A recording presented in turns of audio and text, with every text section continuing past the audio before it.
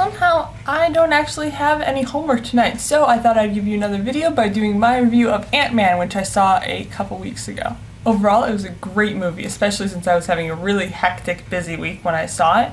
It was a very good break from that, especially with all the comedy, and they had really good actors for the roles that they picked, so that definitely helped. There's no one that kind of stuck out like a sore thumb in the movie. I thought Ant-Man had a very unique and interesting backstory, especially the fact that the stepfather, initially it seemed like he might be the mundane villain of the story, but it turned out that he really did just have his family's and his new daughter's best interests at heart. He just was going about them a little bit differently, but eventually at the end of the film they ended up being able to just be a slightly unique family, Ant included. Of course, the fluidity with which they incorporated the Avengers into the storyline was also really appreciated. They didn't stick it in to remind you, hey, this is Marvel, but instead it just happened seamlessly, like it was a complete universe. Of course, that's not to say that everything about this movie was perfect. I did appreciate the correct science when he was opening the giant locked door at the beginning using liquid nitrogen,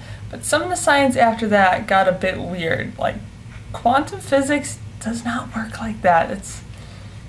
I know it's a iffy subject and it's kind of confusing, but it's not that weird. Also, the overt parallels between Ant-Man and Cassie with the Doctor and Hope, it seemed a little bit too obvious and too forced to me, which I didn't so much like. I would have rather liked it if I picked up on them myself in the subtlety and went, oh, I see what you're doing, that's clever.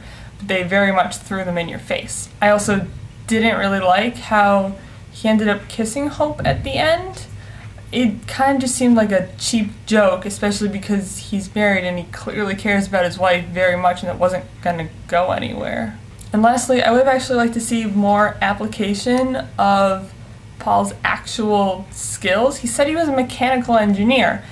Used a little bit of that at the beginning, but as soon as he became Ant-Man, the super suit's skills really overpowered his own, which I thought a little bit cheapened him as a character then, because it became less about him as a person and more the stuff this suit and that technology does. But overall, it was a good movie. It was hilarious. The sound effect guys and Foley artists, huge kudos to them. I was very impressed while watching the movie. It was also a well-paced movie, and overall, I would give it 8 ants out of 10.